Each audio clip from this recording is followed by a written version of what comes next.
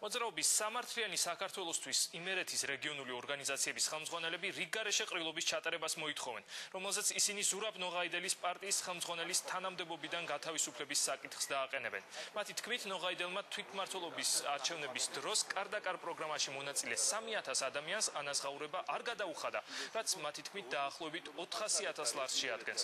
რიგგარეშე ყრილობაზე ისინი ახალი ხელმძღვანელის ან მმართველის საბჭოს არჩევას გეგმავენ. ჩვენ გვაქვს მოთხოვნა, რომ ესე იგი უახლოეს ხანში მთელი რესპუბლიკის მასშტაბით მოვიწვიოთ ყრილობა და ამ ყრილობაზე გადაყენებული იქნას ბატონი ზურაბ ნოღაიდელი იმის გამო, რომ მან მიზანმიმართულად დაანგრია და უმოქმედო გახადა პარტია, სადაც ჩვენ ვართ ახლა ამჟამად. რიგგარეშე ყრილობის დანიშნულს ვაპირებთ, აუცილებლად დავაყენებთ საკითხს მთელი საქართველოს მასშტაბით ყველა თავმჯდომარე აუცილებლად უნდა გადადგეს ზურაბ ნოღაიდელი.